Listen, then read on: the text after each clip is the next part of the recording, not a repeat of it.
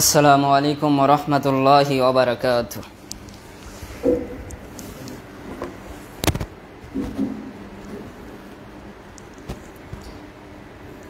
Allahu Akbar, Allahu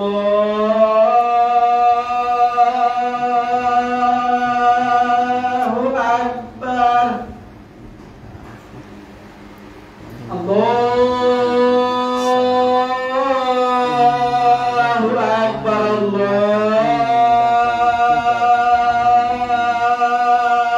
Allahu Akbar. Ashhadu an la ilaha illallah.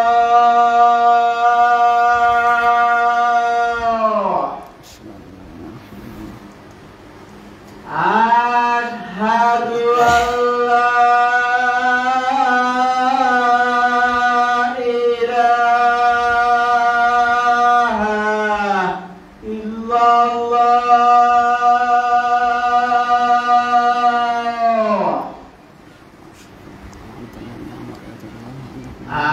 Ashhadu anna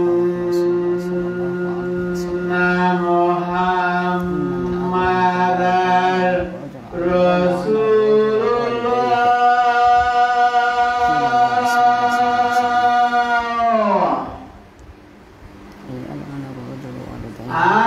Ashhadu anna Muhammadar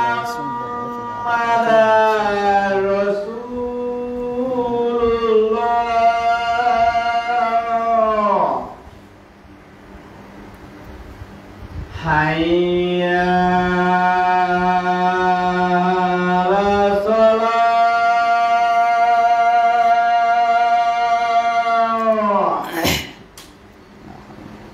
Hayya 'alas shalah.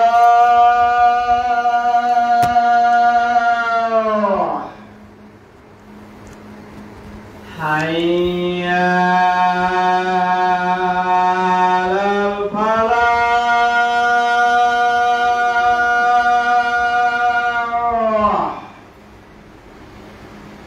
Hayya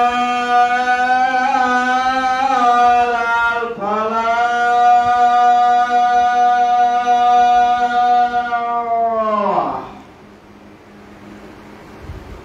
Allahu Akbar, Allahu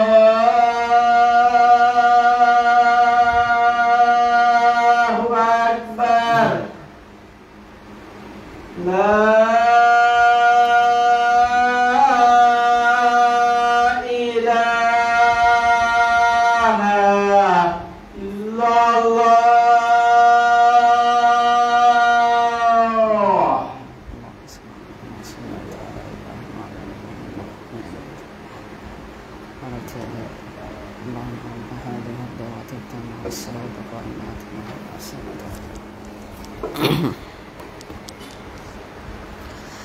Alhamdulillahi rabbil alamin wal akibatu lil muttaqin wassalatu wassalamu ala man la nabiyya ba'dah amma ba'd. Fa'udzu billahi minasy syaithanir rajim. Bismillahirrahmanirrahim. Ya ayyuhan nasu ittaqu rabbakumul ladzi khalaqakum min nafsin wahidah وخلق منها زوجها وبث منهما رجالا كثيرا ونساء واتقوا الله الذي تساءلون به والأرحام. وقال آية أخرى وقضى ربك ألا تعبدوا إلا إياه وبالوالدين إحسانا. الحمد لله. وعن أبي هريرة وعن عبد الله بن عمرو رضي الله عنهما أن رسول الله صلى الله عليه وسلم ইন্না মিন আকবারিল কাবাইরি আইয়ালানা আর-রাজুলু ওয়ালিদাইহি ওয়া কাইফা কিলা ইয়া রাসূলুল্লাহ আইয়ালানা আর-রাজুলু ওয়ালিদাইহি ক্বালা ইয়াসুব্বু আর-রাজুলু আবার রাজুলি ওয়া ইয়াসুব্বু আবাহু ওয়া ইয়াসুব্বু উম্মুহু ইযা আখিরি হাদিস সহিহ মুসলিম ও বুখারী। প্রশংসা কেবলমাত্র একমাত্র যাবতীয় প্রশংসা, যাবতীয় গুণগান, মহিয়ান গনিয়ান একমাত্র শুধুমাত্র কেবলমাত্র আল্লাহ সুবহানাহু ওয়া তাআলার জন্য। যে আল্লাহ সুবহানাহু ওয়া তাআলা আমাদেরকে বিগত এক সপ্তাহ পরে আল্লাহ সুবহানাহু ওয়া তাআলা আমাদেরকে জুমার খুতবায় উপস্থিত হয়ে আমাকে কিছু কথা বলার জন্য আর আপনাদেরকে কিছু কথা শ্রবণ করার জন্য যে রব্বুল আলামিন তৌফিক দান করেছেন, সেই রবের প্রতি প্রশংসা শুকরিয়া আলহামদুলিল্লাহ। দরুদ ও শান্তি বর্ষিত হোক আখিরি জামানার পয়গম্বর বিশ্বনবী সাইয়্যিদুল মুরসালিন খাতামান নবিয়্যিন, যে নবীর আদর্শ প্রত্যেকটি মুসলমান, যে নবীর আদর্শ নিয়ে আল্লাহ নবী সাল্লাল্লাহু আলাইহি সাল্লামের আদর্শ নিয়ে চরিত্র নিয়ে আম্মা জান আয়েশা রাদিয়াল্লাহু আনহাকে প্রশ্ন করা হলেন যে আল্লাহ নবীর চরিত্র কেমন। তিনি বললেন, তুমি কি কোরআন পড়ো নাই? তাহলে গোটা কোরআনই তো হচ্ছে আল্লাহ নবীর চরিত্র। আল্লাহ নবীর চরিত্র সম্পর্কে আল্লাহ সুবহানাহু ওয়া তাআলা তার কোরআনুল কারীমে মনে বলে দিচ্ছেন, লাকাদ কানা লাকুম ফি রাসূলিল্লাহি উসওয়াতুন হাসানা, অবশ্যই নিঃসন্দেহে মুহাম্মদ সাল্লাল্লাহু আলাইহি সাল্লামের চরিত্র হচ্ছে উসওয়াতুন হাসানা, পবিত্র, সবচেয়ে পবিত্র। তো আল্লাহ রাসূল সাল্লাল্লাহু আলাইহি সাল্লামের প্রতি সংক্ষিপ্ত দরুদ, আল্লাহুম্মা সাল্লি আলাইহি আল্লাহুম্মা বারিক আলাইহি। তো সম্মানিত উপস্থিতি, আমি খুতবার শুরুতে একটি নাসিহা, যেহেতু খুতবার শুরুতে একটি গুরুত্বপূর্ণ নাসিহা, যে আল্লাহ রাসূল সাল্লাল্লাহু আলাইহি সাল্লাম বলেছেন আন নিকাহু ইল্লা বিওয়ালিয়্যি, ওলি ছাড়া বিবাহ বাতিল। আজকের সমাজের মধ্যে ওলি মানে অভিভাবক, নিজের পিতা। আজকের সমাজের মধ্যে অনেক মেয়ে অনেক ছেলের সাথে প্রেম করে পরকীয়া করে পালিয়ে যায়, ওই বিবাহ বাতিল। কিন্তু ওই বিবাহ করে আল্লাহর নবীর হাদিস, এটা আল্লাহর নবীর হাদিসের বাহিরে কোনো কথা, কোনো মানুষের কথা গ্রহণযোগ্য হবে না। এটা আল্লাহর নবীর হাদিস যে কেউ যদি কোনো মেয়ে যদি তার ওলির অভিভাবক ছাড়া যদি বিবাহ করে, ওই বিবাহ বাতিল, নিঃসন্দেহে বাতিল। ওই বিবাহ আজকের সমাজের মধ্যে এই অহরহর ঘটনা ঘটছে, অনেক ঘটনা। অনেক মেয়ে ছেলের সাথে পালিয়ে চলে যায়, কিন্তু পরবর্তী তার পরিবারের মানুষ যদি মেনে নেয় যে ওই ছেলের কাছে বিয়ে করছে, কোর্ট ম্যানেজ করে আবার যদি পরিবার যদি মেনে নেয়, তাও এই বিবাহ বাতিল। এই বিবাহ আপনি ওই বিবাহ করে আপনার মেয়ে একাকী বিবাহ করেছে, কিন্তু আপনি মেনে নিলেন, এরপরে বিষয়টা শেষ নয়। নতুন করে আবার আপনি বাবা সে বিবাহ করেছে, ওটা বাদ, আবার নতুন করে আপনাকে বিবাহ দিতে হবে। এটা হচ্ছে আল্লাহর নবীর হাদিসের বাস্তবতা। অতএব আমরা যত মেয়ে, যত ছেলে, মেয়ে যারা পালিয়ে বিবাহ করেছে, আমরা যদি তাদের বিবাহ যদি আবার যদি নতুন করে আমরা বাবা মা যদি না দেই, তাহলে ওই ছেলে ওই মেয়ের সাথে যতদিন সংসার করবে ততদিন জিনা, ততদিন তাদের গুনাহ হতেই থাকবে। অতএব আমাদের বাপ মার প্রতি একটি দায়িত্ব রয়েছে যে আমরা আমাদের সন্তান যারা পালিয়ে বিবাহ করেছে তাদেরকে আবার নতুন করে বিবাহ দেয়। আমরা যদি মেনে নিলে হবে না, আবার নতুন করে তাদেরকে বিবাহ দিতে হবে। অতএব আল্লাহ রাব্বুল আলামিন এই হাদিসটা আমাদেরকে বোঝার তৌফিক দান করেন, আমিন। তো সম্মানিত উপস্থিতি, আজকের যে আলোচনা বিষয়টা আমি নির্ধারণ করেছি, সেই আলোচনা বিষয় হচ্ছে আচার ব্যবহার। এর মধ্যে গুরুত্বপূর্ণ একটি পয়েন্ট হয়েছে সৎ ব্যবহার। মানুষের সাথে কিভাবে আমরা ব্যবহার করব, সৎ ব্যবহার আল্লাহর নবী কিভাবে ব্যবহার করেছেন। এর মধ্যে এক নাম্বার গুরুত্বপূর্ণ পয়েন্ট হচ্ছে নিজের মা বাবার সাথে সৎ ব্যবহার করা, ভালো ব্যবহার করা। তো আমরা আলোচনার পূর্বে আমরা ব্যবহার কি এটা আমরা জেনে নেই, আল্লাহর নবী কিভাবে মানুষের সাথে ব্যবহার করেছে। আল্লাহর নবীর সকল ক্ষেত্রে, এক ক্ষেত্রে না, আল্লাহর নবী সাল্লাল্লাহু আলাইহি সাল্লামের সকল ক্ষেত্রে আল্লাহর নবী সাল্লাল্লাহু আলাইহি সাল্লামের আনুগত্য করতে হবে।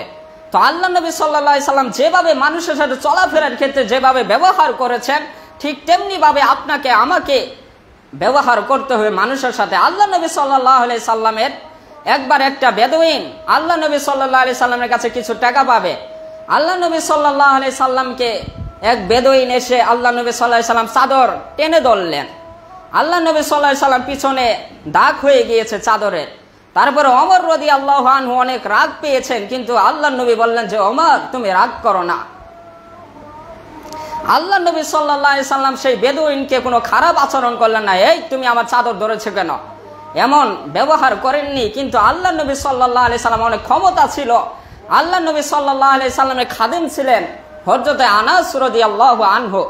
তাকে জিজ্ঞাসা করা হলো যে আল্লাহ নবী সাল্লাল্লাহু আলাইহি সাল্লাম কোনোদিন তোমার কাজে উফ শব্দ করেছেন আগে? কিন্তু তিনি বললেন না, আল্লাহ নবী সাল্লাল্লাহু আলাইহি সাল্লাম আমার সাথে কোনোদিন খারাপ আচরণ করে নাই।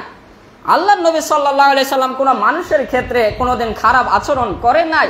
অতএব আমাদেরকে কোনো খারাপ আচরণ মানুষের সাথে করা যাবে না, এটা অত্যন্ত গুরুত্বপূর্ণ। আজকে আমরা অনেক শিক্ষিত মনে করি, নিজেকে অনেক শিক্ষিত দাবি করি, যে আমি অনার্স পাস করেছি, অনেক কলেজে পড়াশোনা করি, কিন্তু আজকে আমার ব্যবহারটা ভালো নয়।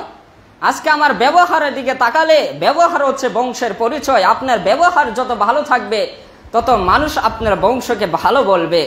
আপনি যদি এক রিস্কাওয়ালাকে বলেন এই রিস্কাওয়ালা যাবি, কিন্তু রিস্কাওয়ালা বলছে হ ভাই যাব, এখনো বোঝা গেল যে রিস্কাওয়ালার ব্যবহার ভালো, কিন্তু আপনার ব্যবহার ভালো নয়। আরো মানুষ অনেক খারাপ আচরণ করে রিস্কাওয়ালার সাথে। রিস্কাওয়ালা তার বাবার বয়সে, কিন্তু সেই রিস্কাওয়ালাকে তুই করে ডাকছে।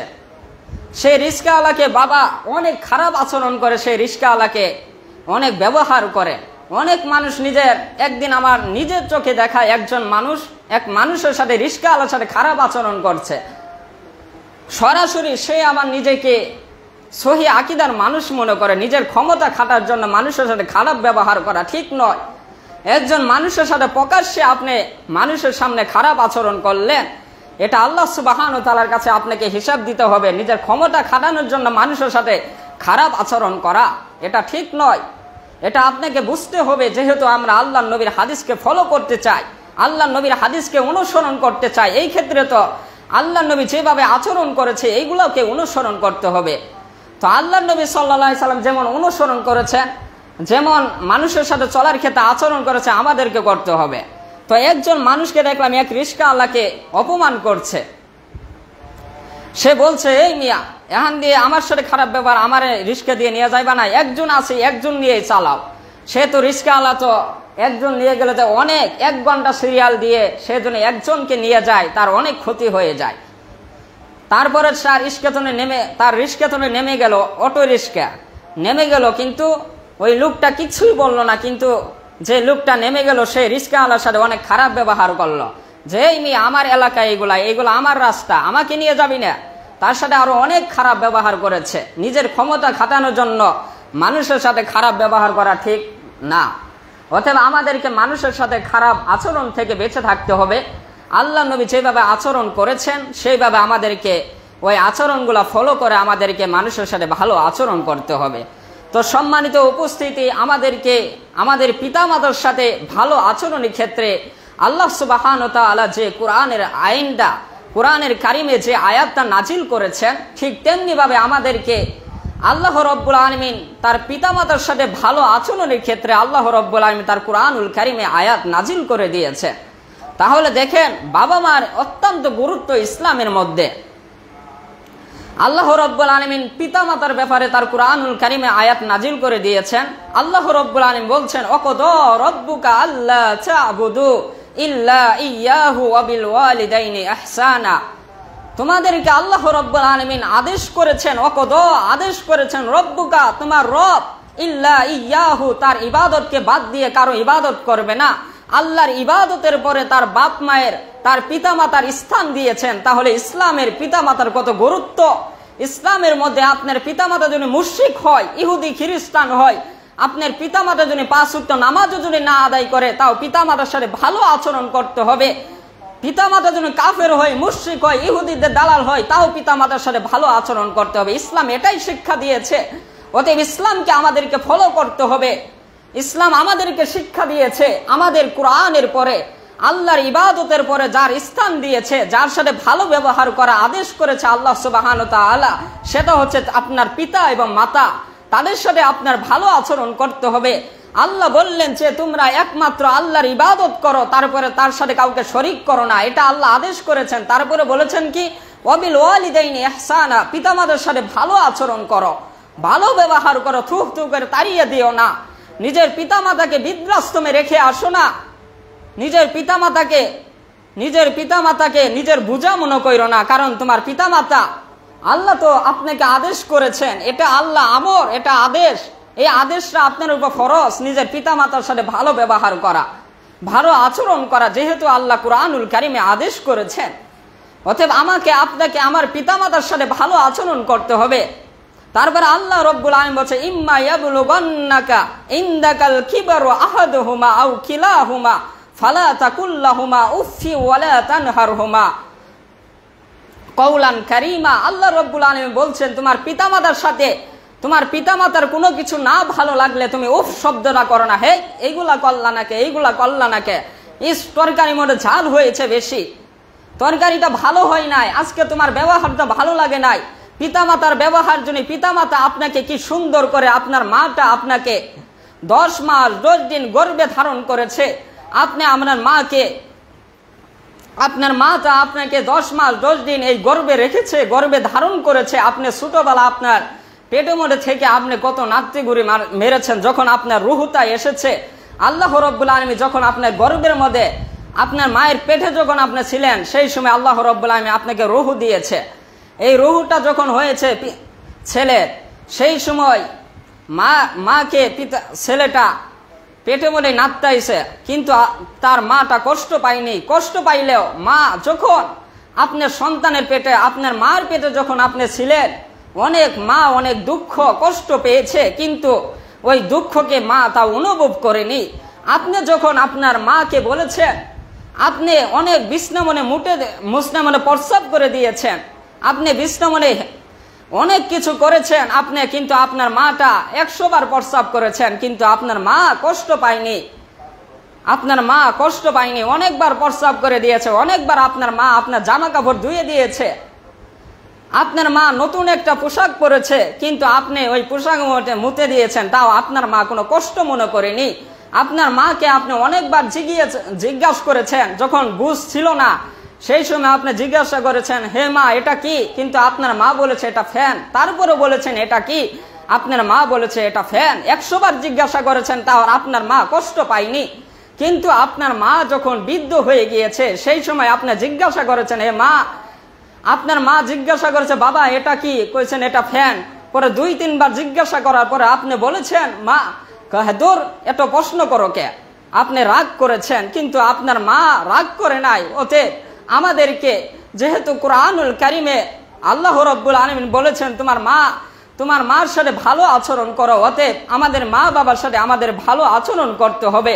মা যদি বৃদ্ধ হয়ে যায় 100 বার, মানুষ যখন শিশু অবস্থায় যখন বোধ শক্তিটা যখন কম থাকে, ঠিক তেমনি ভাবে যখন মানুষ বৃদ্ধ হয়ে যায়, ঠিক তেমনি ভাবে তার মাথার বুঝটা কমতে থাকে।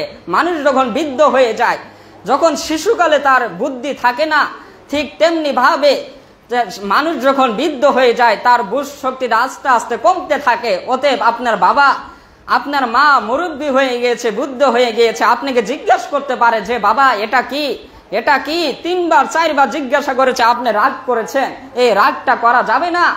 এই সময় আপনার মা বাবার সাথে সৎ ব্যবহার করতে হবে।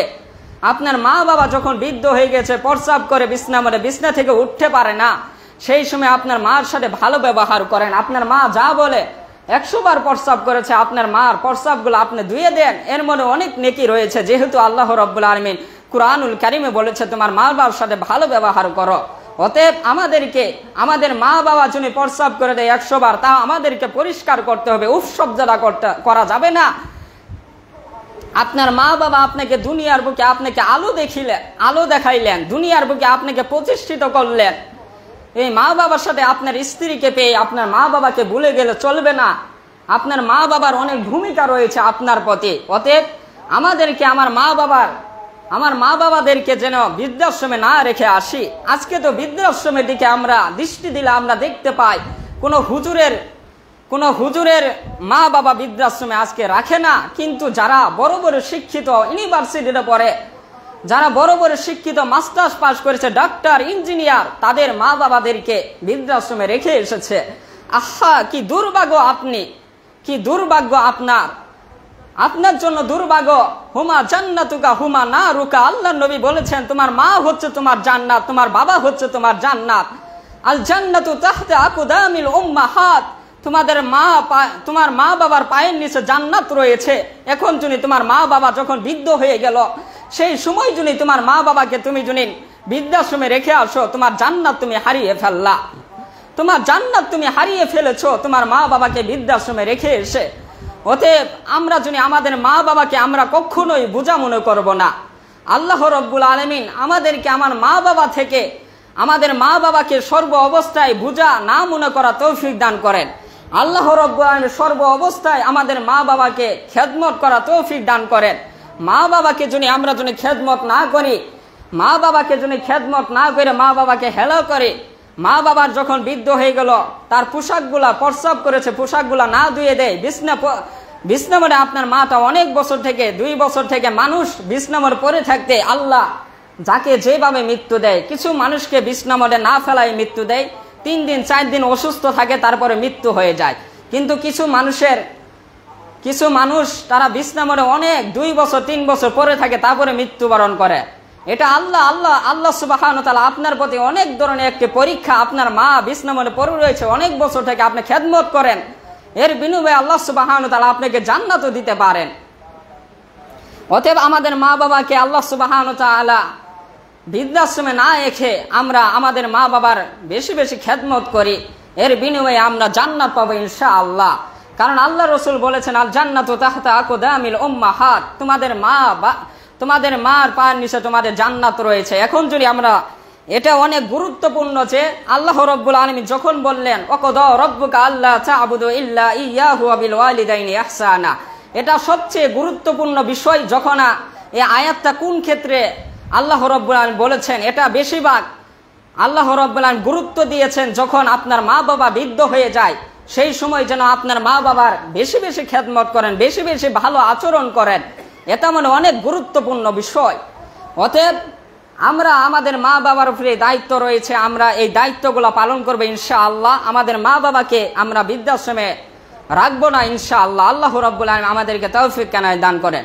তো আল্লাহ রাব্বুল আলামিন, আল্লাহ রাসূল সাল্লাল্লাহু আলাইহি সাল্লাম বলেছেন, আন আব্দুল্লাহ ইবনে আমর রাদিয়াল্লাহু আনহুমা قال قال رسول الله صلى الله عليه وسلم إن من أكبر الكبائر أن يلعن الرجل والديه وكيف يلعن الرجل والديه قال يسب الرجل أبا الرجل فيسب أباه ويسب أمه। আল্লাহ রাসূল সাল্লাল্লাহু আলাইহি সাল্লাম, এটা আব্দুল্লাহ ইবনে আমর রাদিয়াল্লাহু আনহু থেকে বর্ণিত, তিনি বলেন যে রাসূল সাল্লাল্লাহু আলাইহি সাল্লাম বলেছেন যে সন্তানরা তার পিতামাতার প্রতি লানত করে। আল্লাহ রাসূল সাল্লাল্লাহু আলাইহি সাল্লামকে এক সাহাবী প্রশ্ন করলেন, কি ইয়া রাসূলুল্লাহ, কিভাবে তার সন্তান তার বাপ মাকে, তার পিতামাতাকে কিভাবে লানত করতে পারে? আল্লাহ রাসূল সাল্লাল্লাহু আলাইহি সাল্লামকে বললেন, আল্লাহ রাসূল সাল্লাল্লাহু আলাইহি সাল্লাম উত্তর দিলেন যে একজন সন্তান তার অপর একজন সন্তান তার একজন সন্তান তার আরেকজন অপর একটা বাবাকে গালি দেওয়ার কারণে সে তার পিতাকে গালি দেয়। যে এক সন্তান যখন আরেকটা বাবাকে তার বাবা না আরেকটা বাবাকে যখন গালি দেয়, সেই সময় সেই লোকটা তার বাবাকে গালি দেয়। অতঃপর যখন একটা লোক তার মাকে গালি দেয়, তারপরে সে যাকে গালি দিল, যার মাকে গালি দিল, সে আবার তার মাকে গালি দেয়, এমনিভাবে গালি দেয়। অতএব আমাদেরকে বিরত থাকতে হবে। আমরা বেশিরভাগ খেয়াল রাখবো কোনো মানুষের বাবা মাকে আমরা গালি দিব না। কারণ আমি যদি আরেকজন মানুষের বাবা মাকে যদি গালি দেয়, কোনো ঝগড়া বাজলো, ওই সময় আমরা অন্যজনের পিতামাতাকে গালি দিলাম, সে আবার আমার পিতামাতাকে গালি দিবে। অতএব আমরা এখন তো শিক্ষা গ্রহণ করব যে আমরা একজনের বাবা মাকে কখনোই গালি দিব না, কারণ গালি দিলে সে আমার বাবা মাকে গালি দিবে। এমনিভাবে আপনি আপনার বাবা মাকে লানত করবেন। অতএব আমরা এইগুলা বিষয় থেকে বিরত থাকার চেষ্টা করবে ইনশাআল্লাহ। এগুলা হচ্ছে কাবিরা গুনার মধ্যে কাবিরা গুনাহ এগুলা। তো আল্লাহ রাসূল সাল্লাল্লাহু আলাইহি সাল্লাম হাদিসের মধ্যে বলেছেন যে কুলতু সামিতু রাসূলুল্লাহ সাল্লাল্লাহু আলাইহি সাল্লাম, আমি রাসূলুল্লাহ সাল্লাল্লাহু আলাইহি সাল্লামকে বলতে শুনেছি যে তিনি বললেন, মান আহাক্কু বিহুসনি সাহাবাতি, সবচেয়ে উত্তম ব্যবহার পাওয়া যোগ্যকে? তিনি বললেন উম্মুকা, তোমার মা। তারপরে আবার জিজ্ঞাসা করা হলো, কলা সুম্মা মান কলা, অতঃপর কে? তিনি বললেন উম্মুকা, তোমার মা। আবার জিজ্ঞাসা করা হলো, কলা সুম্মা মান কলা, অতঃপর কে? তিনি বললেন উম্মুকা, তোমার মা। অতঃপর আবার জিজ্ঞাসা করা হলো যে কলা সুম্মা মান কলা, অতঃপর জিজ্ঞাসা করা হলো, তিনি চতুর্থ চারবারের জায়গায় তিনি উত্তর দিলেন সুম্মা আবুকা, তোমার বাবা। অতঃপর এই হাদিস থেকে আমরা বুঝতে পেরেছি যে আল্লাহ রসুল সাল্লাল্লাহু আলাইহি সাল্লাম সবচেয়ে বেশি গুরুত্ব দিয়েছেন নিজের মার সাথে ভালো ব্যবহার করা। অতএব আমাদেরকে আমার মা বাবার সাথে ভালো ব্যবহার করতে। এই হাদিস দ্বারা আল্লাহ রসুল সাল্লাল্লাহু আলাইহি সাল্লামকে আব্দুল্লাহ রাদিয়াল্লাহু আনহু প্রশ্ন করলেন যে হে আল্লাহর নবী, আমি সবচেয়ে কার সাথে ভালো ব্যবহার করব? মান আহাক্কু বিহুসনি সাহাবাতি, সবচেয়ে উত্তম ব্যবহার পাওয়ার যোগ্য অধিক হকদারকে? তিনি বললেন উম্মুকা উম্মুকা উম্মুকা, তিনবার বললেন তোমার মা, তিনবার বললেন তোমার মা। অতঃপর চারবার জায়গায় তিনি উত্তর দিলেন আবুকা, তোমার বাবা। অতএব আমাদেরকে আমার মা বাবা, মার সাথে বেশি হকদার, বেশি ভালো ব্যবহার পাওয়ার যোগ্য তোমার মা। অতএব আমাদের মার বাবার সাথে ভালো ব্যবহার করতে হবে। তো আমার মা বাবা যদি মুশরিক হয়, ইহুদিদের যে কোনো, হিন্দু হয়, খ্রিস্টান হয়, মুশরিক হয়, তা আমাদের মা বাবার সাথে ভালো ব্যবহার করতে হবে। আসমা রাদিয়াল্লাহু আনহা থেকে বর্ণিত, তিনি বলেন যে রাসূলুল্লাহ সাল্লাল্লাহু আলাইহি, আমার মা আসলো। অতঃপর আমি রাসূলুল্লাহ সাল্লাল্লাহু আলাইহি সাল্লামকে জিজ্ঞাসা করলাম, হে রাসূল সাল্লাল্লাহু আলাইহি সাল্লাম, আমার মা তো কাফের, অতঃপর তার সাথে আমি কিভাবে ব্যবহার করব? তিনি বললেন তোমার মার সাথে তুমি উত্তম ব্যবহার করো। অতঃপর এই হাদিস দ্বারা আমরা বুঝতে পাইলাম যে আল্লাহ রসুল সাল্লাহ, আপনার মা যদি কাফের, যে কোনো কিছু, যে ধর্মের কিছু হোক না কেন, আপনার মা যদি 5 ওয়াক্ত নামাজ যদি না আদায় করে, তাহলে আপনার মা বাবার সাথে ভালো ব্যবহার করবেন। অতঃপর মা বাবা যদি আপনাকে ভালো শিক্ষা, এখন তো মা বাবার ব্যবহার নিয়ে, মা বাবার সাথে আমরা কিভাবে ব্যবহার করবো এই নিয়ে তো আলোচনা করলাম। এখন মা বাবার সাথে ভালো ব্যবহার করার জন্য তো মা বাবা আপনাকে অমনভাবে গড়ে তুলতে হবে। মা বাবার তো কিছু দায়িত্ব রয়েছে সন্তানের প্রতি, যে সন্তানকে যদি দ্বীনি শিক্ষা দেয়, সন্তান সন্তান যা চাই সন্তানকে তাই দিতে হবে ইসলামের দৃষ্টিতে। আপনার সন্তানকে আপনি দ্বীনি শিক্ষা দিতে হবে, তাহলে আপনার সন্তান 100% আপনার সাথে ভালো আচরণ করবে। আপনাকে কখনো বৃদ্ধাশ্রমে রেখে আসবে না। আপনার সন্তানকে যদি দ্বীনি শিক্ষা দেন, প্রথমে ইসলামিক এলেমটা আপনার সন্তানকে শিক্ষা দিতে হবে। আপনার সন্তানকে ভালো আচরণ শিক্ষা দিতে হবে। আপনার সন্তানকে ছোটবেলা থেকে আপনার সন্তানকে মসজিদে নিয়ে যেতে হবে। আপনার সন্তানকে আপনি যে খালি মাদ্রাসায় পড়াবেন এই বিষয়টা আমি বলছি না, কিন্তু আপনার সন্তানকে কোরআনটা শিক্ষা দেওয়া, ইসলামিক, আপনার সন্তানকে আগে আলিফ বাতা শিক্ষা দিতে হবে, কোরআনটা শিক্ষা দিতে হবে। আলিফ বাতা, একজন সন্তান যখন আলিফ বাতা পারবে, সে তো কোরআনটাই পারবে। অতএব আপনার সন্তানকে, আপনি যদি আদর্শ সন্তান গড়ে তুলতে চান, আর আপনি যদি আদর্শ সন্তান গড়ে তোলার জন্য আপনার সদাকা জারিয়া হয়ে যাবে। কারণ আল্লাহ রসুল সাল্লাল্লাহু আলাইহি সাল্লাম বলছেন, ইদা মাতাল ইনসান ইনকাতা আনহু আমালুহু ইল্লা মিন সালাসাতি, যখন মানুষ মারা যায় তার সকল আমল বন্ধ হয়ে যায়, ইনকাতা শেষ হয়ে যায়, বন্ধ হয়ে যায়, আমালুহু তার সকল আমল, ইল্লা মিন সালাসাতি তবে 3টি আমল বাকি থাকে। এর মধ্যে একটা হলো আওয়ালাদু সলিহু ইয়াদউ লাহু, এমন একটি সন্তান তার দুনিয়ার বুকে রেখে যায় যে সন্তানরা তার মরে যাওয়ার পরে দোয়া করে। অতএব আমাদেরকে চেষ্টা করতে হবে আমাদের সন্তানদেরকে ইসলামিক এলেমগুলা শিক্ষা দেওয়া, আগে কোরআনটা শিক্ষা দেওয়া। কোরআনটা শিক্ষা দিলে আমাদের সন্তান আমাদের সাথে ভালো আচরণ করবে, এটাই স্বাভাবিক। আপনার সন্তানটা, এখন তো বৃদ্ধাশ্রমে সব তো আলেমদের একটাও দেখাতে পারবেন না যে আলেমদের মা বাবা বৃদ্ধাশ্রমে রেখেছে, এটা একটাও নাই, সব বড় বড় শিক্ষিত। অতএব আমাদেরকে আমাদের সন্তানগুলাকে আমরা যদি কোরআনের শিক্ষাটা দিতাম, আপনার সন্তানকে আগে কোরআনটা পড়াতে হবে, তারপরে আপনার সন্তানকে ডাক্তার বানান, ইঞ্জিনিয়ার বানান, যা কিছু বানান আপনি বানান, কিন্তু কোরআনটা শিক্ষা দেন। তাহলে আপনার সন্তানরা যখন বৃদ্ধ হয়ে যাবেন আপনার সাথে ভালো আচরণ করবে। কারণ কোরআনের শিক্ষা আপনার সন্তানকে বুঝাবে যে মা বাবার সাথে খারাপ আচরণ করা যাবে না, কোরআন আপনার সন্তানকে শিক্ষা দিবে। অতএব আমাদের সন্তানের প্রতি আমাদের দায়িত্ব হলো, 1 নম্বর দায়িত্ব হলো আমাদের সন্তানদেরকে কোরআনের শিক্ষায় আদর্শ করা, আমাদের সন্তানকে 5 ওয়াক্ত সালাত আদায় করা। আজকে আমরা আমাদের সন্তানকে কিভাবে সালাত আদায় করা নিয়ে আসবো? আজকে তো মসজিদে ছোট ছোট পোলাপান নেওয়া নিষেধ। আমরা আমাদের মসজিদগুলোকে এমনভাবে বানিয়েছি যে হে ছোট ছোট পোলাপান আমাদের মসজিদে আসবে কেন? কিন্তু আল্লাহ নবী সাল্লাল্লাহু আলাইহি সাল্লাম সালাত আদায় করছেন। হাসান হুসাইন আল্লাহ নবী সাল্লাল্লাহু আলাইহি সাল্লাম কাদের মধ্যে উঠেছে? মসজিদে নববীর মধ্যে আল্লাহ রসুল সাল্লাল্লাহু আলাইহি সাল্লাম সালাত আদায় করেছেন হাসান হুসাইনকে নিয়ে যেয়ে, ছোট ছোট বাচ্চা। অতএব আমাদেরকে আমাদের সন্তানদেরকে মসজিদে নিয়ে আসতে হবে, যে যাই বলুক না কেন। আজকে ছোট ছোট বাচ্চাকে আমরা মসজিদে নিয়ে আসলাম, যিনি সামনে কাতার দিয়ে দূর পারে, আমাদেরকে কিছু বলা যাবে না, কারণ এই সন্তানগুলা আগামী ভবিষ্যৎ। এরা যদি মসজিদে না আসে তাহলে মসজিদ অন্ধকার হয়ে যাবে, কারণ এরা ছোটবেলা থেকে যদি আপনার সন্তানকে যাই শিক্ষা দিবেন তাই শিখবে। আপনার সন্তানকে আপনি ছোটবেলা থেকে ইসলামিক এলেম শিক্ষা দিলেন, আলিফ বাতা শিক্ষা দিলেন না, কিন্তু আপনার সন্তানকে সাধারণ ফেসবুক ইউটিউবে ভাইরাল হওয়ার জন্য, আজকে তো ভাইরাল একটা, যে ফেসবুক ইউটিউবে ভাইরাল হওয়ার জন্য আমার সন্তানকে আমরা আলিফ বাতা না শিক্ষা দিই আমাদের সন্তানদেরকে। আজকে তো টিকটকে ইউটিউবে কিছু ধরনের মানুষ ভাইরাল হওয়ার জন্য কি সুন্দর একজন বাবরি রেখেছে, কিন্তু আরেকজন ছোট একটা বাচ্চাকে দিয়ে শিখাচ্ছে এইদিকে তাকাও, দেখো আমাকে কেমন লাগে। আহা, এইগুলা দুর্ভাগ্য আমাদের জন্য। এইগুলা যদি আমাদের সন্তানদেরকে আমরা ইউটিউব টিকটকে যদি কিছু টাকা ইনকাম করার জন্য ভাইরাল হওয়ার চিন্তায় আমরা যদি আমাদের পিচ্ছি পিচ্ছি সন্তানগুলা দিয়ে যদি ভালোবাসার শিক্ষা দেয় মানুষদেরকে, তাহলে কি দুর্ভাগ্য। এই সন্তান কি বড় হয়ে কি আপনি আল্লাহওয়ালি হবে? এই সন্তানকে আপনি পিচ্ছিবেলা যা শিক্ষা দিলেন, যাই শেখাবেন, তাই সে বড় হয়ে এইগুলাই করবে।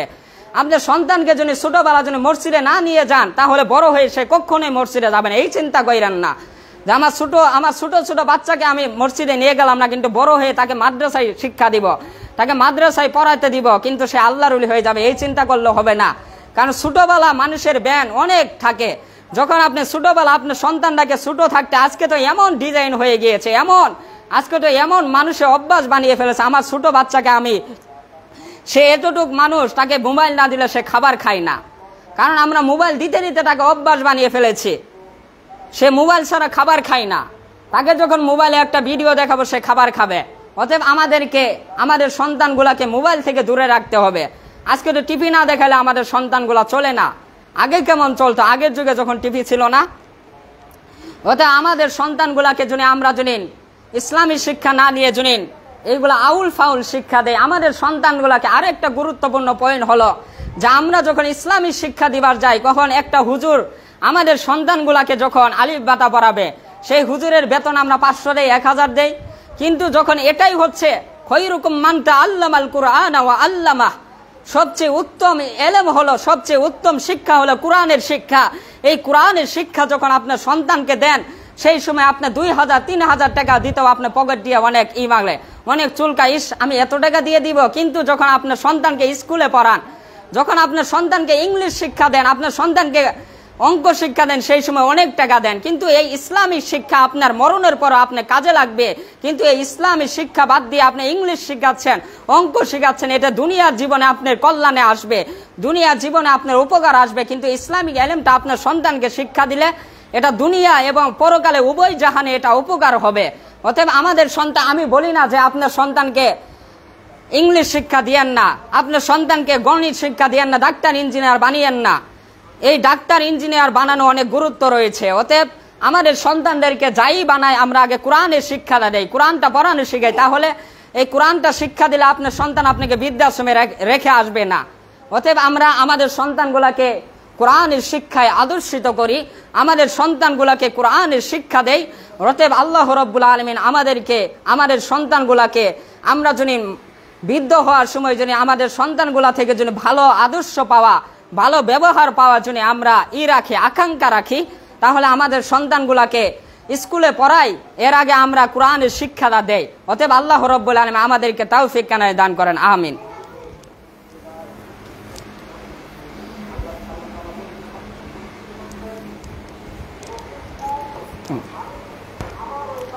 আলহামদুলিল্লাহ রাব্বিল আলামিন ওয়াল আকিবাতু লিল মুত্তাকিন ওয়াস সালাতু ওয়াস সালামু আলা মান লা নাবিয়্যা বা'দা, আম্মা বা'দ। ফাউযু বিল্লাহি মিনাশ শাইতানির রাজীম। বিসমিল্লাহির রাহমানির রাহিম। وقضى ربك ألا تعبدوا إلا إياه وبالوالدين إحسانا। আলহামদুলিল্লাহ, প্রশংসা আল্লাহ সুবহানাহু ওয়া তাআলার জন্য। তো আল্লাহ সুবহানাহু ওয়া তাআলা খুতবার সময় শেষের পর্যায়ে। তো আল্লাহ রব্বুল আলামিন যে আলোচনাগুলো করলাম, আল্লাহ রব্বুল আলামিন আমাদেরকে মানা তৌফিক দান করেন। আমরা দুরূদটা পড়ে নেই, আল্লাহুম্মা সাল্লি আলা মুহাম্মদ ওয়া আলা আলি মুহাম্মদ কামা সাল্লাইতা আলা ইব্রাহিম ওয়া আলা আলি ইব্রাহিম ইন্নাকা হামিদুম মাজিদ।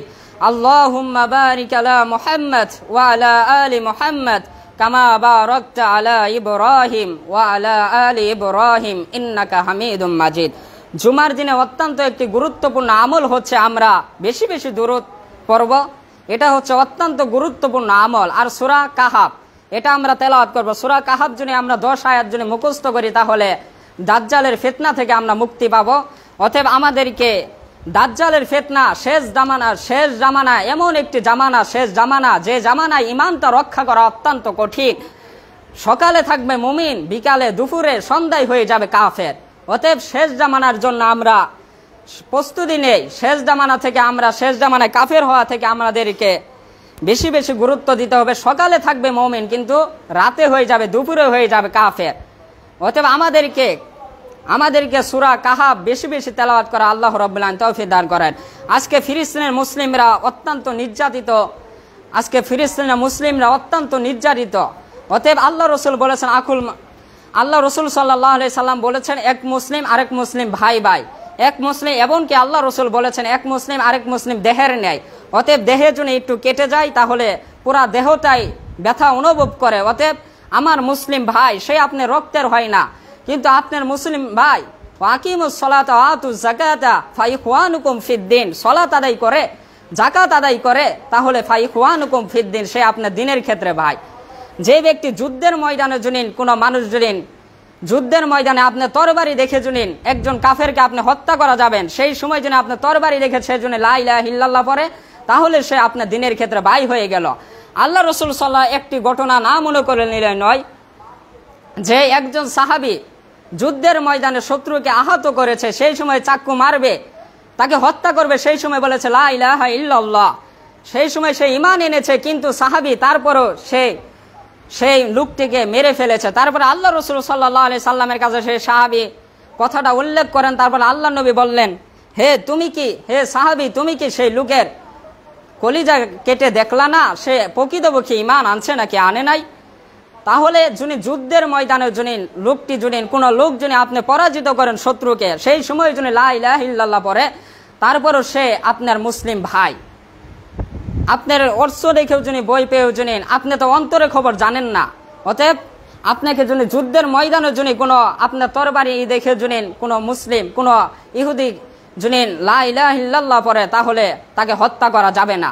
অতএব আল্লাহ রাব্বুল আলামিন আমাদের ফিলিস্তিনের মুসলিমদেরকে আল্লাহ রাব্বুল আলামিন নাসরুম মিনাল্লাহি ওয়া ফাতহুন করিব, নিঃসন্দেহে আল্লাহ সুবহানাহু ওয়া তাআলার পক্ষ থেকে সাহায্য আসবে, এটা দেরি হলেও আসবে। আল্লাহ রাব্বুল আলামিন তাদেরকে ফিলিস্তিনের মুসলিমদেরকে রক্ষা করুক। আল্লাহ রাব্বুল আলামিন সমস্ত কাফের মুশরিক সমস্ত ইহুদিদেরকে আল্লাহ রাব্বুল আলামিন ধ্বংস করে দেখ, নয়তো হেদায়েত দান করুন। এই দোয়া এই আকাঙ্ক্ষা করে আমার সংক্ষিপ্ত জুমার খুতবা এখনই শেষ করছি।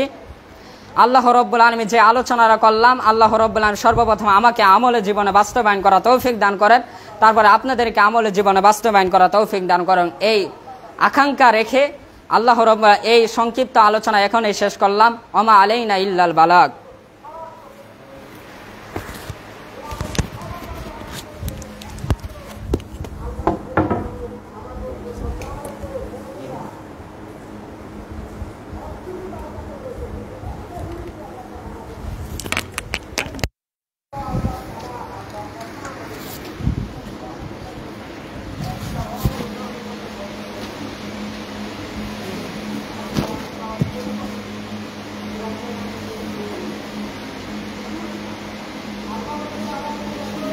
সকলে কাতার সোজা করে।